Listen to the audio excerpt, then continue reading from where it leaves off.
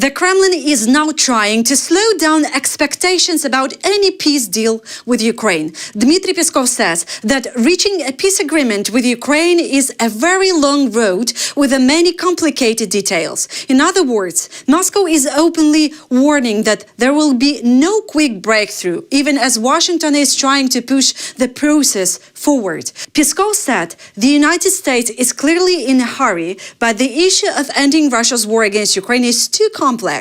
He was responding to comments by U.S. Secretary of State Marco Rubio, who said Washington is ready to mediate only if there is real progress. At the same time, Putin is sending another political signal, this time to Armenia. He said Armenia must decide as soon as possible whether it wants to move toward the European Union or remain inside the Eurasian Economic Union led by Moscow. Putin said that if Armenia chooses another path, Russia could go through what he called a soft, intelligent, and mutually beneficial divorce. And the cynical part is this: Putin compared Armenia's possible EU path to Ukraine.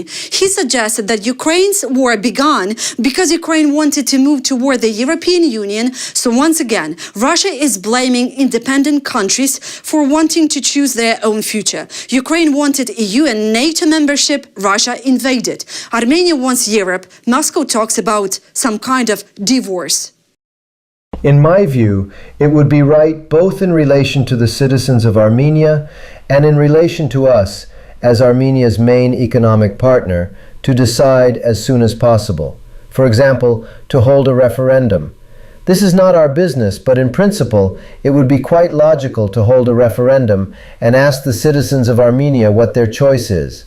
Depending on that choice, we would draw the appropriate conclusions and move along the path of a soft, intelligent, and mutually beneficial divorce.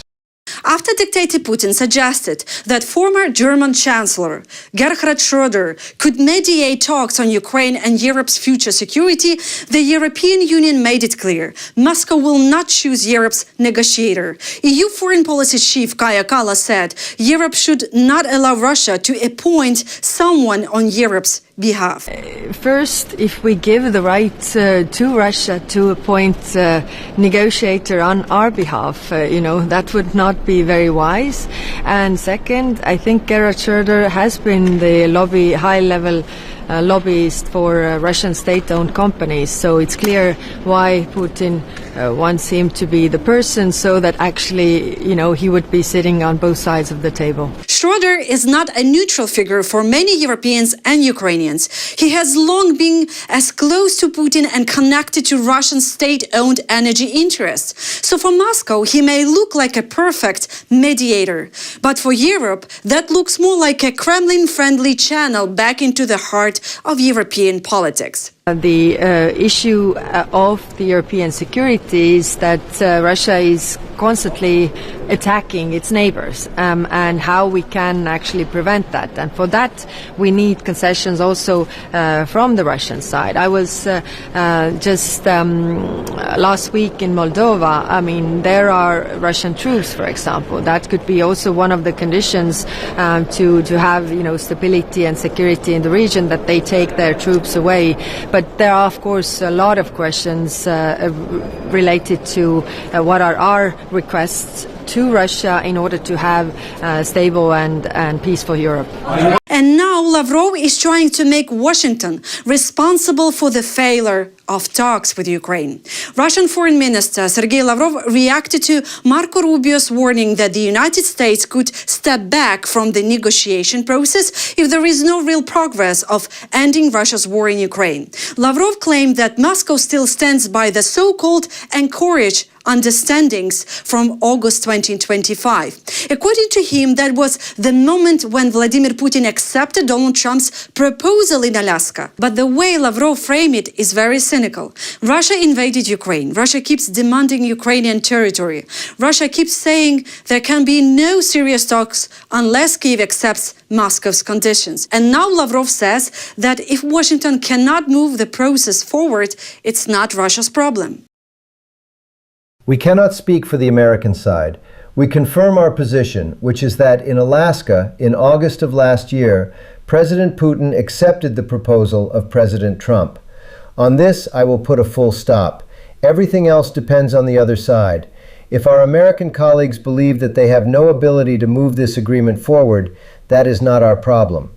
Europe is preparing a new sanctions strikes against Russia, and this time the Kremlin's shadow fleet is back in the crosshairs. According to Politico, Brussels is working on a new 21st sanctions package against Moscow, expected in late June. The main target may be Russia's so-called shadow fleet, a network of old and secretly owned tankers that helps Moscow keep selling oil around the world despite Western restrictions. EU officials believe that by hitting this fleet harder, they can cut deeper into Russia's income and increase pressure on Putin to drop his maximalist demands in any future peace deal. The new package may also target Russian banks, financial institutions, military-industrial companies and firms involved in selling stolen Ukrainian grain. After the change of power in Hungary, Brussels believes it may now be possible to revive sanctions that were previously blocked by Viktor Orban's government. Russia's economy is the worst internally it has been since the start of the war. It really is the moment to push for more because Russia is not doing well. The 90 billion euros and the sanctions work. It gives momentum and puts Ukraine in a much better place. It's important that this momentum exists. Now we should be pushing. Kaja Kallas and Ursula von der Leyen want a big package. Tightening the screws on the fleet will help choke off one of the Kremlin's most important revenue streams. It will also increase pressure on Vladimir Putin to drop his maximalist demands in any Ukraine peace deal. After years of Viktor Orban using the EU veto as a political weapon, Budapest now says this practice is over. Hungary's incoming foreign minister, Anita Orban, said the country will no longer use its veto power inside the European Union as a tool of blackmail. She admitted that Hungary had too often become an obstacle in Europe's decision-making process, and she said the veto had been used not as a last resort, but for political PR. This is a major change in tone after years when Budapest blocked or delayed key EU decisions, including those linked to Ukraine, sanctions, and European unity. Anita Orban said Hungary will support Ukraine's future EU integration only on the basis of what she called strict national interest and will continue demanding additional rights for the Hungarian minority in Ukraine. Hungary has too often become an obstacle in Europe's decision-making process. We use the veto not as a last resort, but for political PR. Hungary will support Ukraine's further EU integration only on the basis of strict national interest and will continue to demand additional rights for the Hungarian minority in Ukraine. Ukraine has come out of the hardest winter stronger. The front has been stabilized, and Ukraine now says it can shoot down almost 90% of Russian drones. Foreign Minister Andriy Sybiha said this before meeting his European counterparts in Brussels. He also spoke about Ukraine's long-range strikes inside Russia, calling them special long-range sanctions and saying they are working. We have a new reality on the battlefield. So Ukraine became stronger. After the most difficult winter, we managed to pass this winter, of course, with the help of our international partners. And on the battlefield, we stabilized front. We stabilized front, and we also in the position that we close the sky. If we are talking about drones, now we could shoot down up to 90% of aerial objects by which Russians attack us. Also, we are conducting very effective special long-range sanctions, and they are working. Also, we noticed some very interesting developments in Russia, not only in economy.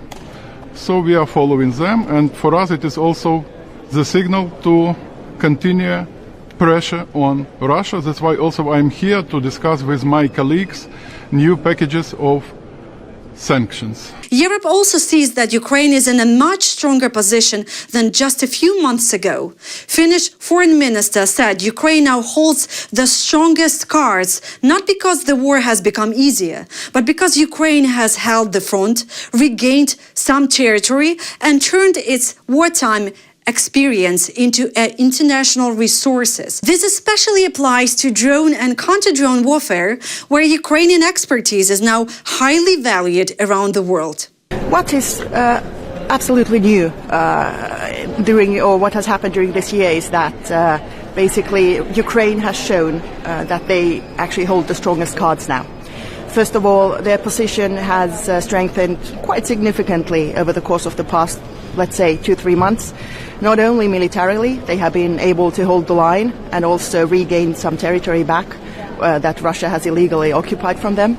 At the same time, also politically, we have seen that Ukraine has been able to forge some deals with, for instance, countries in the Gulf region, bringing their expertise, their know-how in air defense, specifically in the drone warfare, how to fight those.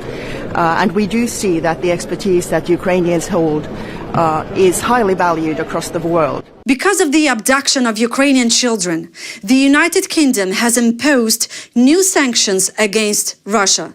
The restrictions targeted 85 individuals and organizations. London says these people and entities are involved in the deportation of Ukrainian children, their forced re-education, militarization, and the imposition of Russian identity. The sanctions also target Russian information operation abroad, disinformation campaigns, and attempts to influence democratic processes in other countries.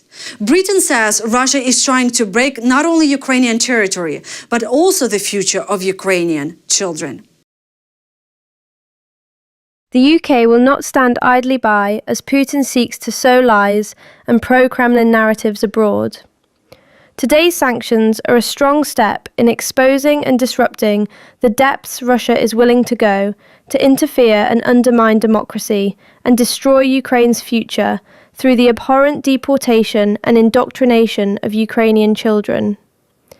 The UK's support for Ukraine remains ironclad, and we will continue to work alongside our allies to support every effort to identify and trace the children that have been cruelly taken from their communities and bring them home. How pro-Russian nostalgia is competing with Europe's future in Estonia. On Europe Day, the Estonian border city of Narva was almost split into two different worlds. One side of the river was Europe, with the flags of the EU, Estonia and NATO. The other side was Russian Ivangorod, where people gathered for a May 9 concert, Soviet songs and nostalgia for the past, the same emotional hook the Kremlin still uses to hold some people close. For some older Russian-speaking residents, May 9 is still a deeply personal date. But for younger generation and for many Estonians, Russia's full-scale war against Ukraine has changed everything. Personally, I am very happy. Our grandfathers fought, and that matters to us. The people, with families, celebrate Europe Day in our town hall squares, partly go to look the concert in Riverside and go back. And in the evening you can see that the food show of Narva is in town hall square, and the past, I mean the older people in my age and older, are in Riverside. It is like one really borderline from future and past. Russia continues to militarize Ukrainian children in occupied Crimea.